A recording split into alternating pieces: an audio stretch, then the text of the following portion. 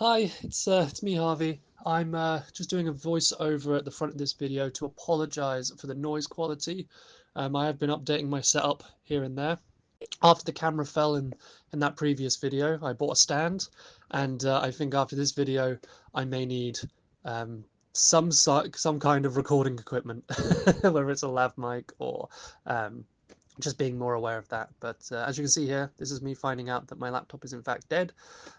So I can't do the thing that I was planning to, but instead I recorded a different kind of video. So take care.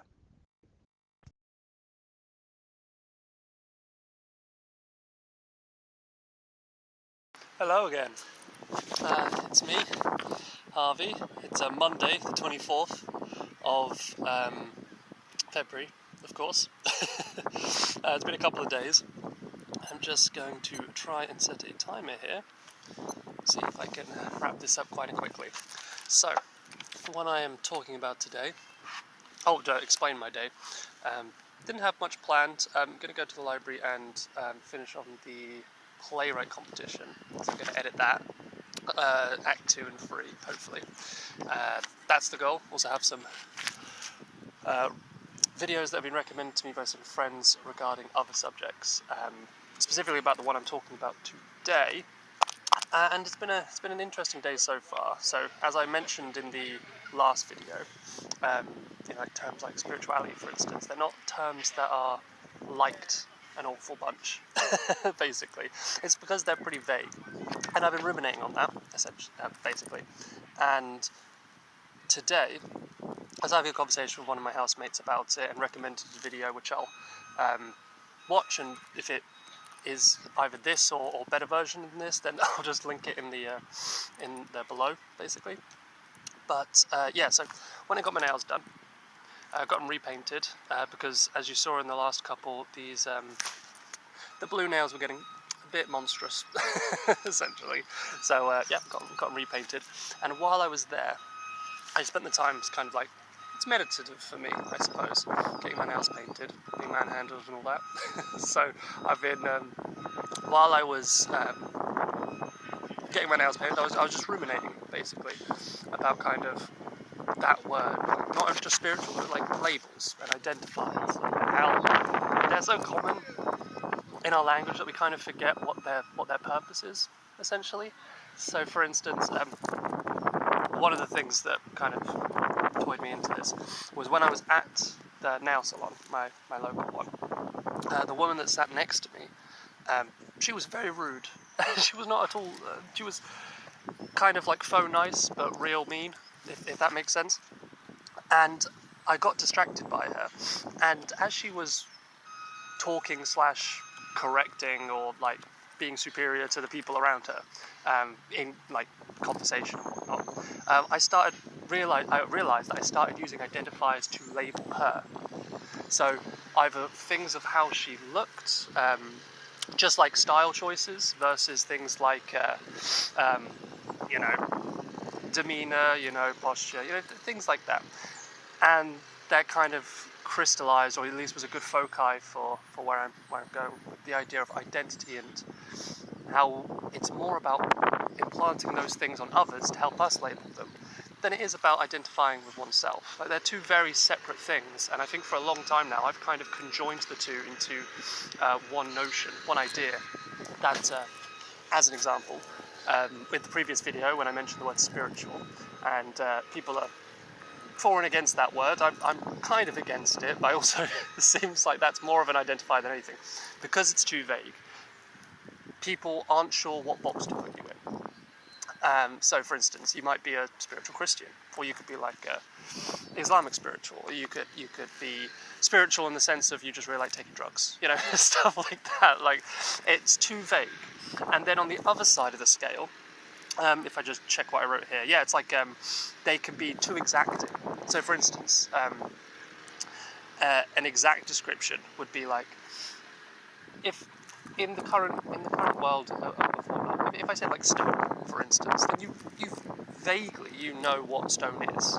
You don't maybe not know the specific types of stone, or maybe you do, or what have you. But the general idea is vague, that you understand, and so in your mind you connotate that with a specific stone, or maybe a collection of stones, or maybe a memory you have of stones, things like that. Same with a sandwich. If I said, oh, I went and got a sandwich, and you didn't ask any further questions, you would just imagine what sandwich I had and be done with it, It doesn't say it's right, it's an assumption. It's assuming what that would look like. And then we go on to things with personal identifiers. So, for instance, getting my nails painted. Is that an identity? I would say no. I would say that I like getting my nails painted because it was a thing I did a while back now to stop biting my nails. And then after a while I just started experimenting with new colours, and now I get my nails painted. Not as often as I should, but I get them painted. Now, from an outside perspective, that may appear to be a flag for a certain label.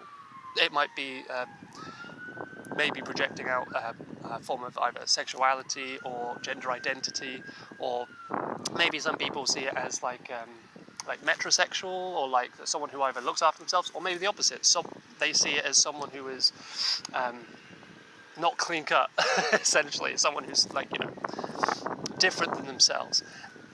And I think the labels we prescribe to others is, in essence, how we define the labels to ourselves. So, for instance, when I was talking to when that woman was talking in the nail salon, I was putting identifiers on her, and as I thought about it, realised that I was in fact just kind of like playing my own hand. I was saying the identifiers and the labels that I would be worried other people would put on me to a complete stranger. And if that's how they choose to act, and that's how they choose to see it, one has to assume that everyone thinks they are a good person. So they're acting in a way that they believe is good, or what have you, and I'm putting negative connotations on that. And if I'm doing that, then I myself am the labeler, of course, and we all do it. I believe that everyone's labeling everyone, and then extreme labelization, I suppose you could say, is where you leads to things like homophobia and racism and, that kind of stuff.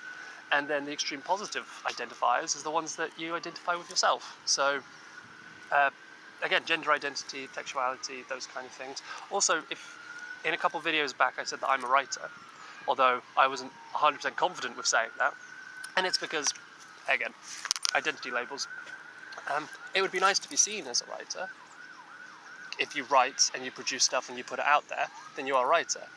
But to tell other people that's your thing, then that's putting a bunch of lists and qualifiers that you can't see from that identity. So, for instance, one person might hate writers and have a terrible opinion of them, and then when you say that you or someone else is a writer, that might immediately give them negative connotations. Same with the other thing. They might assume writer means someone who's been incredibly successful and incredibly published, or a writer just means someone who doesn't have a job, and I'm somewhere in between. So I have a reluctance to use labels myself, both for personally, as well as like in my employment, and also with gender and identity and all those things.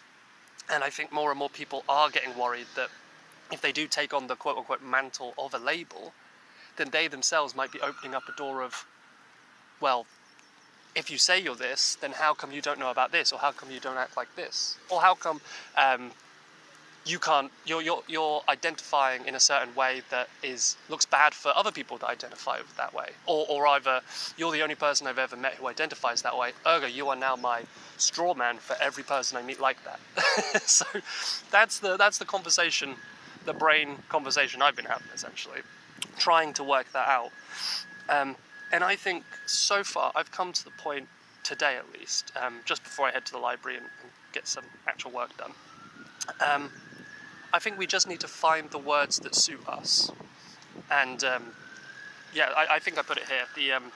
Find the words that suit you and use them to write your story.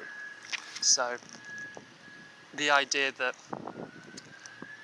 I think it may be a form of social anxiety that's kind of like very common these days, with being worried about how one identifies with them personally, but then also projecting that outwards and saying, yes, I do tribalize, I am part of the tribe of this, or part of the group of that. you know, gamer is like some people, or like dancer, or even just like, some people make it their whole personality. Some people it's just like a small branch on a very big tree, but it depends on the outside perspective coming back. So I would say, balls to that. You know, screw the outside perspective, and just focus on how you come off. In the sense that if you're living, acting, breathing, being the way that you believe, that the words that make up your story, you're living true to that, then however it comes across for other people is just that. It's just people outside of yourself. And as long as they're not actively getting in your way or causing you harm, then just know that you are doing the utmost to be who you want to be, you know? An entire book has got like, what, a small story, 10,000 words? Like a novelette, 10,000 words. So if you had 10,000 labels, you're not going to say every single one of those when you introduce yourself to someone. You just let those qualities shine. And the labels you share, sure, you can make communion and unity with those words. You can talk to someone and project with them and kind of like, you know, maybe not an echo chamber, but get close together through that, you know, bond over it. But you are so much more than just those few things. And maybe you have like a sway where it seems like right now in your life you're more identifying with one or two specific words, maybe positively or negatively. You know, addict, you know, lonely, confused, even if it's just unclear, like unsure, you know, those things. With time and effort, like genuine effort, you can kind of chisel out those words into what you need them to be, you know, like rewriting your life draft over and over again. 10,000 labels, you can't control them all, so just, you know, live your story. Get working on it, I guess, is probably the best way to put it. Was there anything else? Let's have a look. Yeah, it's basically that. Just find the words that suit you, use them to write your story, and just live a good life, essentially. And if there's a label out there that doesn't identify with you, as opposed to you identifying with it, there's a label out there you've always wanted, and you haven't achieved it yet. Keep achieving. Keep striving, keep failing, keep doing that, keep moving towards that goal, because it's not for you to say to others what your labels are as much as them putting them on you, and you just need to be the best version of you can be, however those are taken. Okay, I think I've rambled long enough. I will head to the library, and that was a good there. I will, go to the library, I'll write up Perfect Pain, second draft. Get some of the dialogue sorted, and if there's any more thoughts on this, especially when I watch this potential recommended video that might just say all this bare, I will potentially have an addendum to this afterwards. But anyway, I'm Harvey, and I'll see you in a second. All right, bye.